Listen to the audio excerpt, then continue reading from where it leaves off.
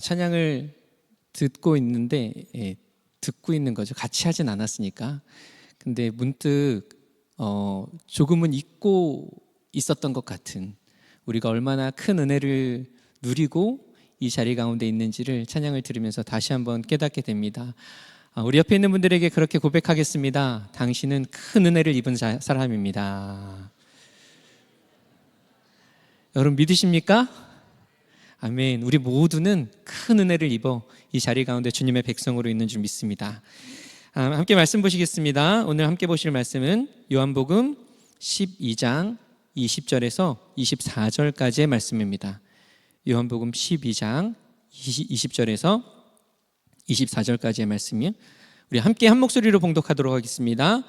명절에 예배하러 올라온 사람 중에 헬라인 몇이 있는데 그들이 갈릴리 벳세다 사람 빌립에게 가서 청하여 이르되 선생이여 우리가 예수를 배우고자 하나이다 하니 빌립이 안드레에게 가서 말하고 안드레와 빌립이 예수께 가서 여쭈니 예수께서 대답하여 이르시되 인자가 영광을 얻을 때가 왔도다. 내가 진실로 진실로 너희에게 이르노니 한 알의 밀이 땅에 떨어져 죽지 아니하면 한 알 그대로 있고 죽으면 많은 열매를 맺느니라. 아멘. 이 본문을 가지고요, 영광을 얻는 삶이라는 제목으로 말씀을 나누도록 하겠습니다. 자, 여러분 고진감래라는 말 아시죠? 고진감래 다 아시는 말이죠. 자, 우리나라 사자성어 중에 있지 않습니까? 사진을 한번 띄워주시겠습니까? 고진감래가 이런 뜻입니다. 고용해 주셔서 진짜 감사한데 집에 갈래. 네, 이런 뜻은 아니죠. 네, 근데 제가 이 고진감래라는 말을 지금 더 정확한 의미를 찾다가 보니까 이렇게 요즘에 사자성어를 좀 말을 바꿔서 좀 재밌게 표현한 것이 있어서 한번 가져와 봤습니다. 원래 고진감래의 뜻은 어떤 뜻이냐면 쓴 것이 다하면 단 것이 온다라는 뜻이죠. 그래서 고생 끝에 즐거움이 온다는 것을 의미하는 이 사자성어가 바로 고진감래입니다. 자, 이 말이 무엇을 말하는지 여러분 다 잘 아실 겁니다. 고생을 하면 그 고생이 그냥 헛된 것이 아니라 그 고생을 통해서 즐거움이란 열매를 맺게 된다라는 것을 의미하는 말이죠. 예를 들어서 우리 운동선수들이 있습니다. 운동선수들이 가장 영광스럽게 생각하는 올림픽 같은 곳에서 금메달을 따죠. 그런데 그 금메달을 우연히 운이 좋아서 따는 게 아니라 정말 죽기 살기로 열심히 훈련하고 노력해서 금메달을 땁니다. 몇 년 동안에 흘린 땀, 또 그 올림픽 선수로 차출되기 위해서 또 여러 가지 경쟁을 통해서 국가대표가 되고 또 국가대표가 돼서 열심히 훈련하고 여러 나라들과 시합해서 그 경기에서 이긴 결과로 메달을 따게 되죠. 그리고 그 메달을 따는 자리, 뭐 금이든 은이든 동이든 그 자리, 그 메달을 수여받는 자리를 참 영광스럽게 여기면서 그 자리에 오르는 것을 우리가 TV나 여러 가지 매체들을 통해서 보게 됩니다. 또 다이어트 하는 분들이 있죠. 다이어트 하는 분들이 있을 텐데 다이어트 하는 분들도 마찬가지일 것입니다. 식단을 조절하고 먹는 양을 조절해야만 몸무게의 감량을 할 수 있죠. 또 그와 더불어서 함께 운동을 함께 병행해야 근육량이 늘 수밖에 없겠죠. 뭔가를 이루려면요, 우리가 무언가를 이루기 위해서는 반드시 대가 지불이라는 것이 필요합니다. 자, 몸무게를 줄이겠다라고 한다면 식단을 해야죠. 먹는 양을 줄여야 하고요. 또 내가 뭐 좋은 몸짱이 되기 원한다라고 한다면 식단과 함께 운동을 열심히 해야 할 것입니다. 또 학생에게 좋은 성적을 원한다라면 어떤 많이 기도하는 것들도 필요하겠지만 그보다 많은 시간 공부하고 노력을 하는 것 또한 필요할 것입니다. 신앙도 마찬가지죠. 신앙을 통해서 열매를 맺는 것은요, 결코 그냥 맺히는 것이 아닙니다. 특별히 오늘 말씀에는 이 씨앗의 비유를 통해서 열매가 맺히는 과정, 그것을 말씀하고 있는데 이 말씀을 통해서 우리의 신앙의 삶의 열매, 즉 오늘 본문과 같이 영광을 얻기 위해서 우리가 어떻게 신앙의 삶을 살아야 하는지 함께 살펴보기를 원합니다. 자, 오늘 본문은 이러한 말씀입니다. 예수님께서 수많은 사람들의 환호를 받고 우리가 지난주에 나눴던 것처럼 예루살렘 성에 입성하시죠. 많은 사람들이 호산나를 외치고 종려나무 가지를 들고 막 겉옷을 카펫처럼 깔고 그렇게 환호하는 중에 환호를 통해서 예루살렘 성에 입성하셨습니다. 그리고 그 입성하신 이후에 유월절을 지키러 온 사람들 중에 헬라인이 예수님을 찾아옵니다. 사실 이 헬라인은요, 예수님을 믿는 유대인이 아니에요. 이방인들이거든요. 근데 이방인들 중에 개종한 사람들이죠. 예수를 믿는 게 아니라 하나님을 믿는 그 유대 종교를 받아들인 사람들입니다. 그 사람들이 예수님을 찾아오는 거예요. 예수님을 만나고 싶어 한 거죠. 아마도 그 공생의 기간 동안에 놀라운 기적을 행하신, 또 놀랍도록 깊은 그 지혜의 말씀과 가르침을 주셨던 그 예수님의 명성을 듣고 그 예수님이 지금 이 예루살렘 성에 함께 있다라는 그 소식을 듣고 만나고자 했던 것입니다. 특별히 성경은 그들을 헬라인이라고 말하고 있는데요.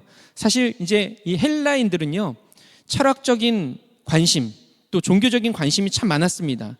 아마 그래서 다른 어떤 누구보다도 그 예수님의 가르침, 그분이 어떠한 분이신지에 대한 매력을 느꼈을 것입니다. 그런데 그 헬라인들이, 유대교로 개종한 사람들이 유월절을 지키기 위해서 온 그 헬라인들이 예수님을 찾는다, 예수님을 만나고 싶어한다라는 그 말씀을 제자를 통해 들은 이후에 이상한 말씀을 하십니다. 그 말을 들은 이후에 내가 그들을 만나겠다, 아니면 다른 이야기를 하는 게 아니라 이 말씀을 하시는데 23절 말씀입니다. 우리 23절 말씀을 함께 읽도록 하겠습니다. 예수께서 대답하여 이르시되 인자가 영광을 얻을 때가 왔도다. 헬라인들이 찾아와서 만나고자 했는데 갑자기 이런 말씀을 하시는 거죠. 그리고 하시는 말씀이 24절입니다. 우리 24절 말씀도 같이 한번 읽어보도록 하겠습니다.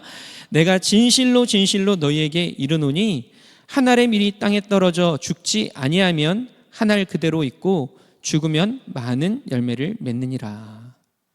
자, 여러분, 이 두 구절의 말씀이 좀 잘 어울린다고 생각하십니까? 인자가 영광을 얻을 때가 왔노라. 그리고 나서 한 알의 밀이 땅에 떨어져 죽지 아니하면 이라고 말씀하시죠. 자, 보통 죽음이라는 이 단어는 끝을 의미하죠. 본문을 빗대어 이야기하자면 사실 영광과는 반대되는 의미가 될 것입니다. 영광이라고 하면 아까 우리가 올림픽 얘기했던 것처럼 막 면류관을 쓰고 승리했다, 이겼다라는 의미가 있을 텐데, 지금은 죽음과 이 영광이라는 단어를 같이 사용하면서 이것이 연관이 있음을 보여주고 있죠.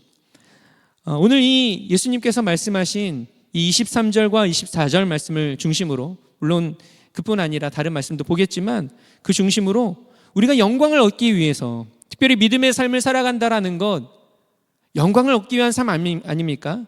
그 삶을 살기 위해서 어떻게 살아야 하는지 한번 생각해 보고자 합니다. 예수님은 한 알의 밀이 땅에 떨어져 죽어야 열매를 맺는다라고 하셨죠.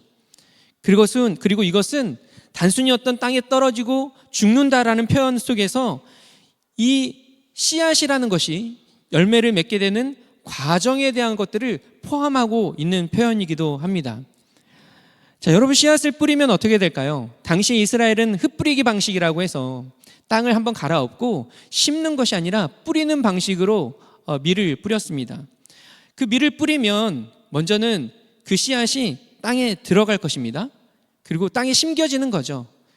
다시금 이제 뿌려놓고 한번 이렇게 덮으니까 심겨지는 것이죠. 그리고 나서는 그 껍질이 깨지고 썩게 됩니다. 근데 여기서 말하는 어떤 이 표현, 한 가지 의문이 드는 게, 썩는다고? 썩는다라는 표현은 죽는다라는 표현 같은데 썩는다? 그게 말이 되나? 라는 생각이 들죠. 근데 여기서 씨앗이 썩는다라고 하는 것은 다른 의미가 있습니다. 아까도 얘기했지만 밀씨앗이 땅에 심겨지면 흙 속에 있는 수분을 빨아들이면 흡수하면서 발화 과정을 갖습니다. 그 수분을 흡수한 씨앗이 팽창하고 또 단단한 씨앗의 껍질이 부드러워지죠. 그 후에는 씨앗 내부에 저장된 영양분이 분해되어서 싹이 트는데 그때 이제 필요한 에너지원으로 그것이 이제 사용되기 시작합니다. 그리고 이때 씨앗의 형태가 변하고 일부는 분해되어서 사라지게 되죠. 즉 원래의 씨앗의 형태는 사라지고 가지고 있던 것 중에 일부는 분해되고 사라지는 그 과정을 통해서 새로운 싹과 뿌리가 형성되는 것입니다. 자, 죽는다라는 말, 이것은 어떤 부패한다거나 소멸하는 것을 이야기하는 것이 아니라 희생과 변화를 통하여서 새로운 생명이 시작되는 것을 의미하는 것이죠. 이런 과정을 지나서 이 썩는다라는 이 과정, 희생과 변화의 시간들을 통해서 싹이 난다라는 것들을 말하고 있는 것입니다. 우리의 신앙도 마찬가지입니다. 우리의 신앙이 자라기 위해서는 희생과 변화가 필요하죠.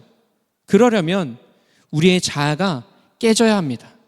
단단하게 만들어 놓은 나의 자아, 나의 고정관념, 나의 어떠한 것들이 깨어지지 않으면 싹을 낼 수가 없는 거죠.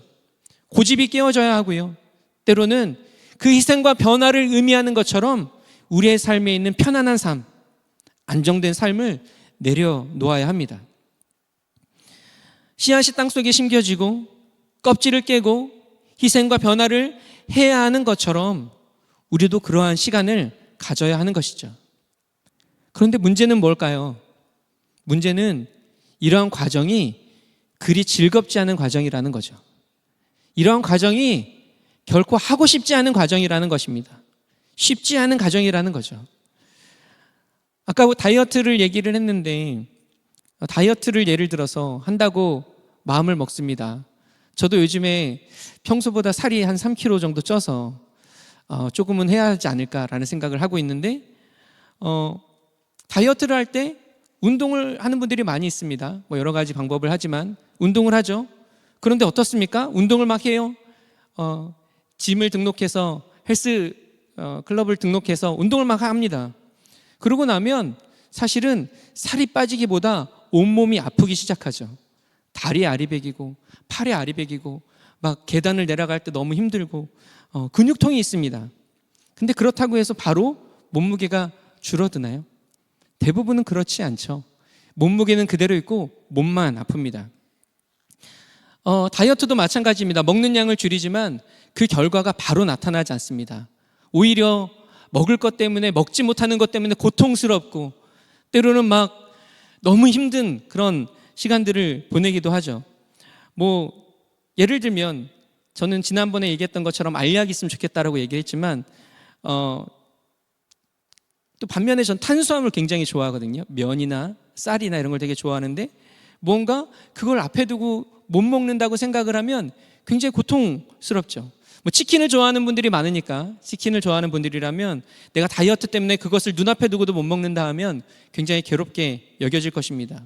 그런데 그것을 안 먹는다고 해서 한 번 안 먹는다고 해서 무언가 결과가 나타나지 않고 오히려 그 한 번 한 번의 참음이 굉장히 고통스럽게 힘들게 여겨지게 될 것이죠. 그리고 그 과정 속에서 어떤 사람들은 그저 해봐야 뭐하냐, 이렇게 해봐야 뭐하냐 하고 포기를 하는 경우들도 있습니다. 신앙도 마찬가지입니다. 하나님 뜻대로 살기로 결단합니다. 그리고 삶을 정비하죠. 또 말씀을 읽습니다. 묵상을 합니다. 그렇게 살기로 결단합니다. 그런데 그렇게 살기로 결정했는데 삶을 정비하고 하나님의 뜻이 무엇인지 알기 위해서 말씀을 읽고 묵상하고 그렇게 하나님의 은혜를 구하며 살아가는데 오히려 삶이 더 막 꼬이기 시작하는 거죠. 없던 문제들이 막 생겨나는 거예요. 아프지 않던 가족이 갑자기 아프지기 시작하고요. 여러 가지 어려움이 생기는 거죠. 직장 생활을 하면서 내가 믿음으로 살아가겠습니다. 그렇게 결단을 하고 살아가는데 그 직장 안에서 세상 속에서 인정받기는커녕 오히려 핍박을 받을 때 그런 경우들이 우리의 삶에 있지 않습니까? 신앙의 삶에도 이런 경우들이 있습니다.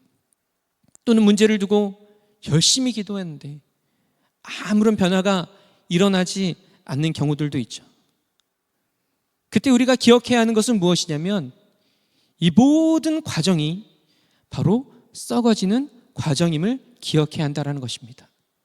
아무런 변화가 없는 것이 아니라 눈에는 보여지는 것이 없다고 할지라도 그 땅 속에 묻힌 그 씨앗이 보이지 않는 자리 가운데서 그 껍질이 부드러워지고 그 안에 그 영양분의 분해와 그 안에 있는 것들이 변화되어지는 것을 통해서 뿌리를 땅 속에 내리는 것처럼 그 시간들이 하나하나 열매를 맺기 위한 준비가 되어진다라는 것을 기억해야 한다라는 것입니다. 그래서 내 생각과 내 감정을 내려놓고 다시금 그 하나님의 말씀을 붙잡고 하루하루를 나아갈 때 씨앗이 희생과 변화를 통해 껍질을 깨고 뿌리를 내리듯이 우리의 신앙도 새로운 생명을 향해 나아갈 수 있는 것입니다. 씨앗이 땅에 심겨지고 썩어질 때 하나님은 무엇을 하실까? 우리가 그와 같은 삶을 살아갈 때 아무런 변화가 보이지 않는 상황 속에서 그럼에도 불구하고 씨앗을 땅에 심듯이 살아갈 때 하나님은 무엇을 하실까? 바로 우리의 삶이 열매 맺는 삶이 되도록 역사하시고 도우심을 우리는 기억해야 합니다. 요한복음 15장 5절은 이렇게 기록하고 있습니다. 우리 함께 읽도록 하겠습니다. 나는 포도나무요 너희는 가지라. 그가 내 안에 내가 그 안에 거하면 사람이 열매를 많이 맺나니 나를 떠나서는 너희가 아무것도 할 수 없음이라. 분명히 말씀하시죠. 나를 떠나서는 너희가 아무것도 할 수 없음이라. 하나님을 떠나서는 아무것도 할 수 없는 것이 바로 저와 여러분, 우리라는 것입니다. 그래서 우리는 하나님 앞에 우리의 뜻을 내려놓고 그분이 말씀하신 대로 그 포도나무에 붙어있는 가지와 같이 우리는 주님 안에 거해야 하는 것입니다. 그리고 그렇게 하나님 안에 거할 때 하나님께서 우리의 삶을 통해서 열매를 맺으시는 거죠. 하나님을 떠나서 아무것도 할 수 없는 우리는 반대로 이야기하자면 하나님 안에서 그 무엇도 할 수 있는 존재가 됩니다. 마가복음 9장 23절은 이렇게 말합니다. 우리 함께 읽겠습니다. 예수께서 이르시되 할 수 있거든이 무슨 말이냐? 믿는 자에게는 능히 하지 못할 일이 없느니라 하시니. 여러분, 믿는다는 것이 무엇입니까? 바로 그분 안에 거하는 것입니다. 하나님의 뜻을 신뢰하는 것이고 하나님의 능력을 인정하는 것이고 그 주님을 신뢰함으로 그 주님의 능력을 인정함으로 그분을 의지하는 것, 바로 그것이 믿음이죠. 그리고 그러한 믿음 가운데 하나님은 모든 것을 이루시는 전능하신 하나님이신 줄 믿습니다. 하나님은 썩어지는 자, 오늘 본문대로 이야기하자면 썩어지는 자, 땅에 떨어져서 깨어지고 희생하고 변화되어지는 자를 존귀하게 여기십니다. 우리 요한복음 12장 26절 말씀도 같이 한번 읽겠습니다. 사람이 나를 섬기려면 나를 따르라. 나 있는 곳에 나를 섬기는 자도 거기 있으리니 사람이 나를 섬기면 내 아버지께서 그를 귀히 여기시리라. 자, 여기서 섬긴다라는 말은요, 단순히 봉사가 아닙니다. 예수님께 뭐 필요한 것들을 내가 해드리는 것이 아니에요. 예수님 뭐 필요한 것 제가 하겠습니다라는 것이 아니라 그것을 넘어서 바로 제자로서의 삶을 이야기하는 거죠. 제자로서의 삶이라면 예수님의 그 가르침, 그것을 내 삶에 적용하는 것, 예수님의 뜻을 내 삶에 적용하는 것, 제자로서 주님이 가르치신 대로, 주님이 말씀하신 대로 살아가는 그 삶을 이야기하는 것이죠. 그리고 그러한 삶이 바로 썩어지는 삶이라는 것입니다. 왜냐하면 내 것을 내려놓아야만 살 수 있는 삶이거든요. 내 것을 내려놓지 않으면 절대로 살 수 없는 삶이 바로 그러한 삶이기에 바로 그 삶이 썩어지는 삶이고 그 삶이 제자의 삶이고 그 삶이 바로 예수 그리스도 그분을 섬기는 삶이라는 것입니다. 때로는 삶을 살아가면서 의문이 듭니다. 하나님, 저는 예수님 믿고 그분의 뜻대로 살아갔는데 왜 이렇게 힘든 삶을 살아야 됩니까? 하나님, 저는 누구보다 뜨겁게 기도하는데, 간절히 기도하는데 왜 저의 기도는 응답되지 않습니까? 라는 그런 의문이 듭니다. 그러한 의문을 가지고 살아가는 이들에게 예수님이 이렇게 말씀하시죠. 나를 섬기면 내 아버지께서 그를 귀히 여기시리라. 예수 그리스도를 구주로 믿고 섬기며 살아가는 삶이 때로는 어렵고 힘들고 때로는 씨앗이 껍질을 깨고 분해와 변화를 통해서 그 과정을 거치는 것처럼 아프고 또 포기하고 싶은 그런 삶처럼 여겨지지만 하나님께서 그 삶을 바라보고 계시고 결국에 그 삶을 존귀하게 하신다고 말씀하고 있는 것입니다. 우리가 씨앗이 땅에 떨어지고 썩어지는 과정을 견딜 때 하나님은 반드시 우리를 높여주시는 줄 믿습니다. 예수님, 사실 오늘 이 미랄에 대한 말씀은 예수님의 그 삶을 나타낸 말씀이시죠. 예수님께서 땅에 떨어지셨습니다. 저 높은 곳에서 가장 낮은 땅에 떨어지시듯이 떨어지셨죠. 그리고 썩어지듯이 자신의 모든 것을 내어놓고 다 포기하고 하나님의 뜻 가운데 나아가셨습니다. 비록 사람의 눈으로 볼 때 그 예수님의 모습은 비참해 보이고 초라해 보이고 수모와 고통 가운데 있는 모습처럼 보이지만 그분은 가장 높은 곳 하나님 오른편에 지금 영광 가운데 거하고 계시는 줄 믿습니다. 바로 주님의 뜻을 따르는 삶이 이와 같은 삶이 되어진다고 예수님을 통해 우리 가운데 보여주시는 것이죠. 말씀을 좀 정리하려고 합니다. 너무 무거운 말씀을 계속 하다가 조금 가벼운 이야기를 하려고 하는데, 얼마 전에 저의 집에 있는데 아이들과 함께 집에 있었습니다. 엄마는 좀 어디 나가고 제가 아이들과 있는데, 보통 이제 아이들이 집에 있으면 엄마와 약속을 합니다. 하루에 TV를 몇 분 보도록 이렇게 약속을 하죠. 그날도 약속을 해놓고 엄마는 나가고 제가 이제 집에 있었는데, 막내 아이가 갑자기 저에게 와서 막 그런 얘기를 하는 거예요.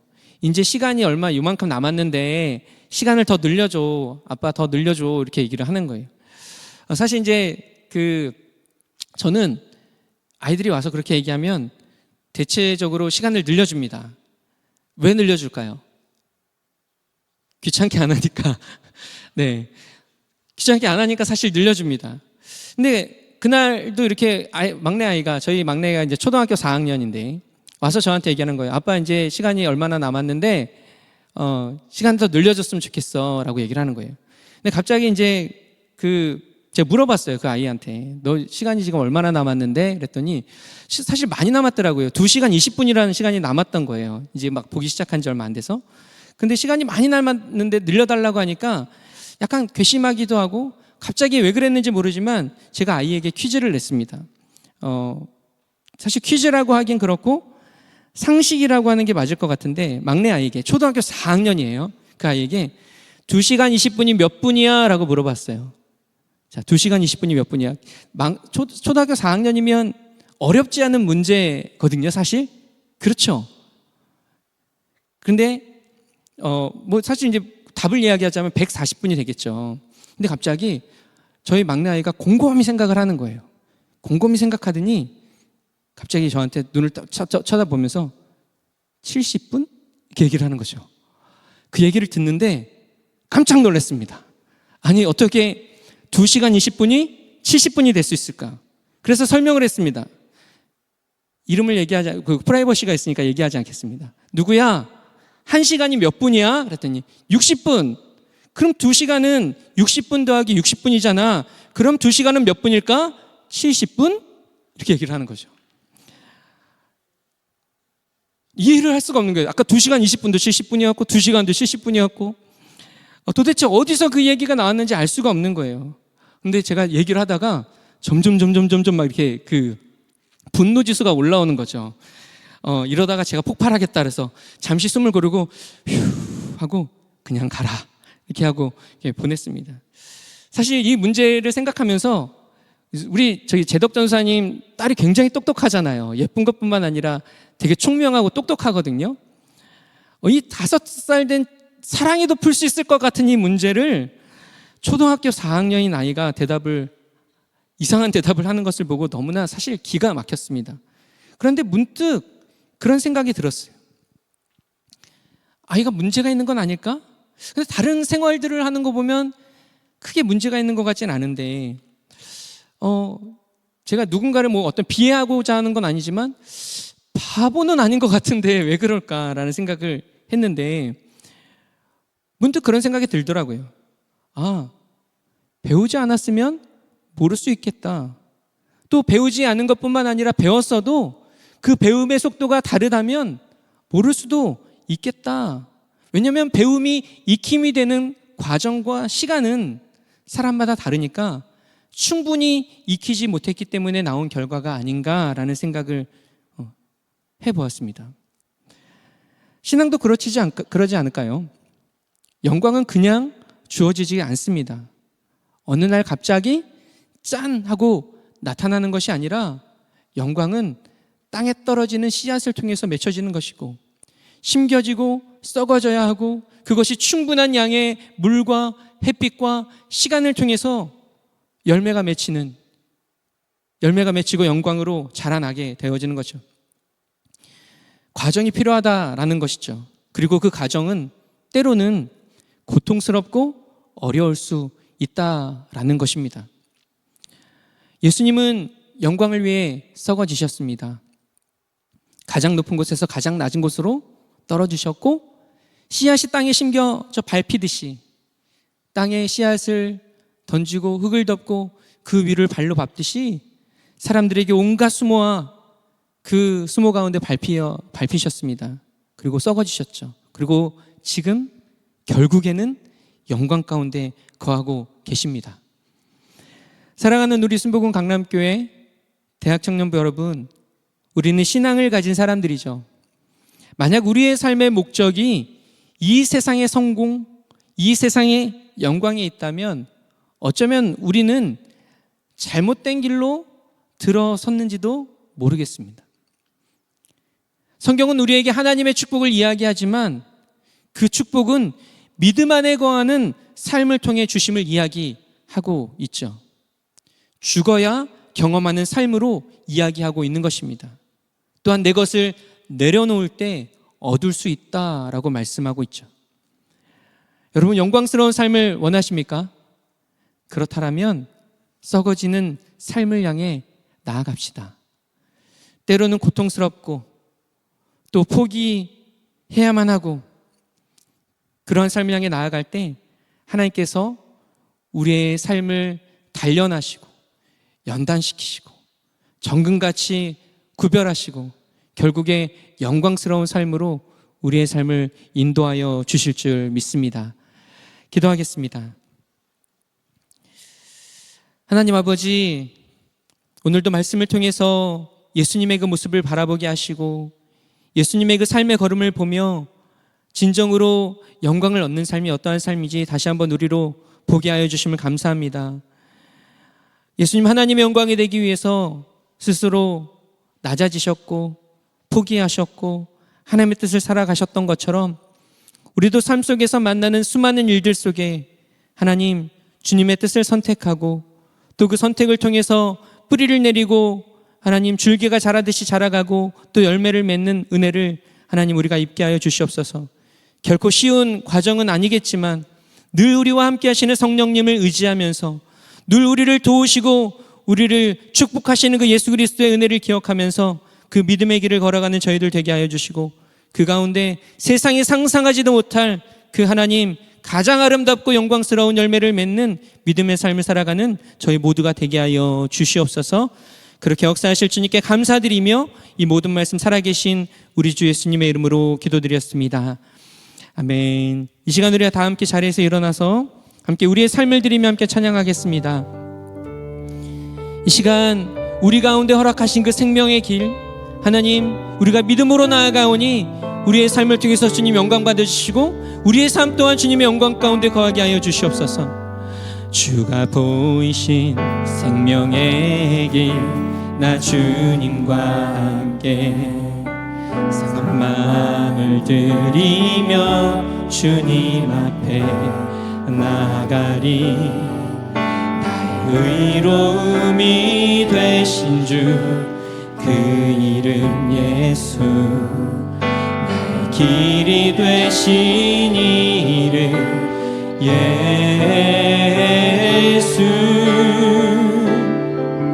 나의 길 오직 그가 하시나니 나를 단련하신 후에 내가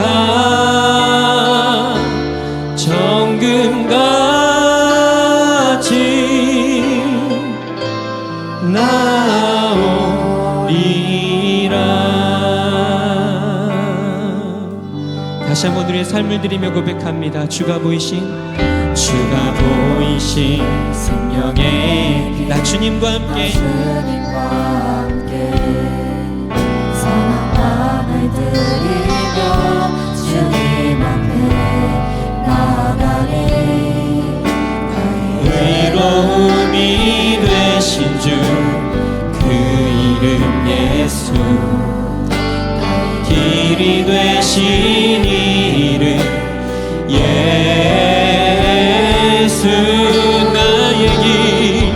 나의 길 오직 그가 하시나니 나를 단련하신 후에 내가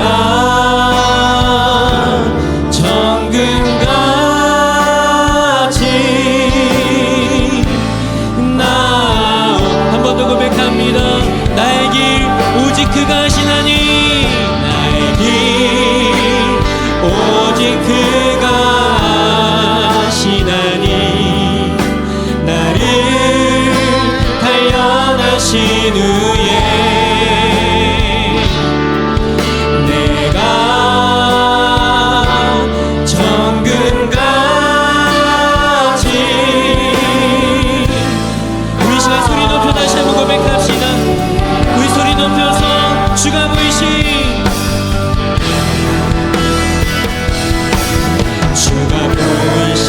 생명의 길 나 주님과 함께 상한 마음을 드리며 주님 앞에 나가리. 의로움이 되신 주 그 이름 예수. 길이 되신 이름 예수. 나의 길 오직 그가 하시나니 나를 단련하신 후에 내가 정금같이 나오리. 다시 한번 나의 길 오직 그가 하시나니 나를 단련하신 후에 내가 정금같이 다시 한번 우리의 믿음을 고백합니다. 나의 길 오직 그가 하시나니 나의 길 오직 그가 하시나니 나를 단련하신 후에 내가 정금같이 나오리. 이 시간을 함께 기도하며 나아갈 때에 하나님 우리가 그 어려움의 상황들을 견뎌나갈 수 있는 믿음을 허락하여 주시옵소서.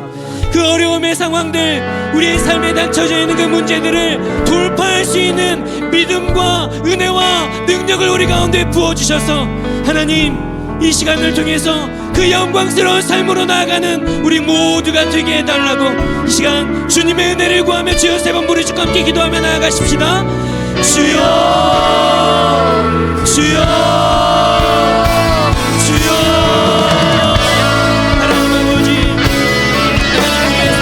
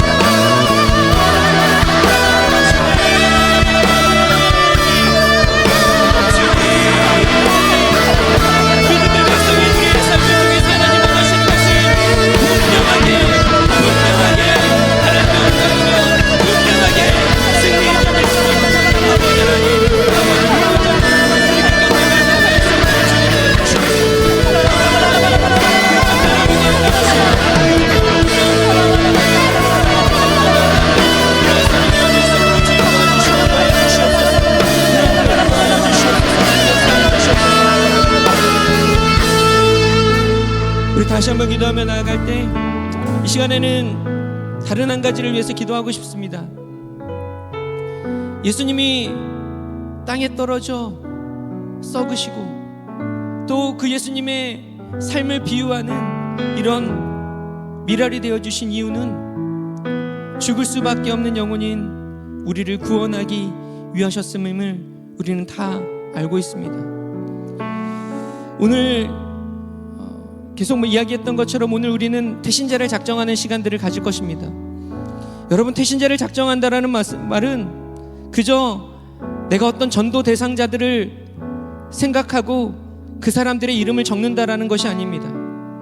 한 영혼, 죽어져 있는 한 영혼을 나의 마음에 품는다라는 거죠. 어머니가 모태에 그 아이를 잉태하는 것처럼 우리의 마음에 잃어버린 그 한 영혼을 마음에 심는다라는 것을 의미하는 것이고, 바로 이것이 예수님이 우리를 품으셨던 방법이기도 합니다. 이 시간에 좀 기도합시다. 혹시라도 마음에 생각한 영혼들이 있습니까? 이 시간에 그 영혼들을 우리의 마음의 그 중심에 심기를 원합니다. 하나님, 그 영혼을 모태에 그 아이를 잉태하는 것처럼 우리가 품습니다. 주님, 이 영혼이 자라나게 하여 주시옵시고 열매 맺게 하여 주시고 영광스러운 주님의 구원받은 백성으로 살아 정말 태어나는 그 일들 가운데 주님 일들이 일어나게 하여 주시옵소서. 또한 혹시라도 아직까지 누군가를 생각해 보지 못하고 나를 통해서 구원받아야 할, 복음을 들어야 할 영혼들에 대해서 깊이 생각해 본 적이 없는 분들이 있다면 이 시간을 통해서 한번 생각해 봅시다. 내가 잉태해야 할 영혼이 누구인가? 내가 품고 기도해야 할 영혼은 누구인가? 그 영혼이 주께로 돌아오는 것은 그 이후의 일입니다. 교회에 나오는 것은 차후의 일입니다. 먼저는 우리가 그 영혼을 품고 기도하는 것이 중요한 줄 믿습니다. 이 시간에 함께 우리 주여 한번 부르짖고 다시 한번 그 영혼을 위해서, 또 영혼을 품기 위해서 주여 한번 부르짖고 기도합니다. 주여!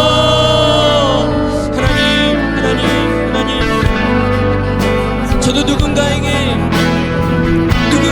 잉태되어서, 누군가의 마음에 잉태되어서 기도를 통해서 아버지 하나님, 하나님의 백성으로 태어났음을 다시 한번 기억합니다. 새 생명을 얻게 되어진 것이 누군가의 그 영혼을 품는 그 일들을 통해서, 누군가가 저를 위해서 기도함을 통해서 제가 예수님을 만났고 예수님을 믿게 되었고 하나님 믿음의 백성으로 살아가고 있는 것처럼 하나님 오늘 우리 가운데 주신 그 영혼을 마음에 품습니다. 주님이 사랑하셔서 죽으실 만큼 사랑하셔서 아버지 그 영혼을 이 시간 저의 마음에 품습니다. 하나님 잉태합니다. 그리고 그 영혼이 아버지 하나님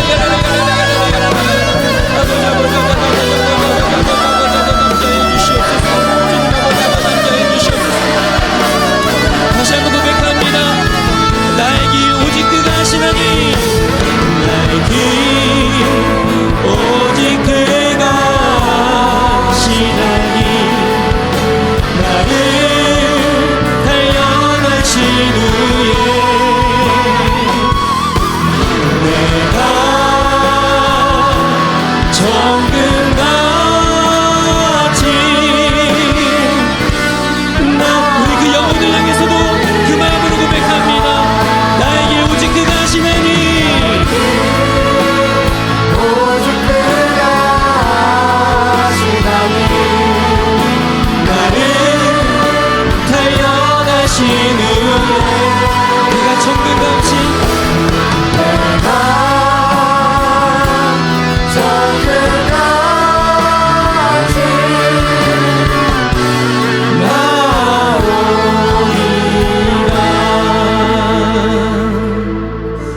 아멘. 하나님, 다시 한번 우리의 삶을 주님 앞에 맡겨드립니다.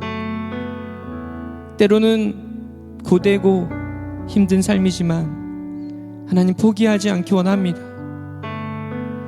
결국에 우리 가운데 주실 승리와 영광을 바라보며 하나님 믿음의 길을 걸어가기 소망하오니 성령 하나님 도와주시옵소서. 우리의 손을 붙잡아 주시옵소서. 우리 걸음 가운데 그 길을 견뎌낼 수 있는 믿음과 은혜를 허락하여 주시옵소서.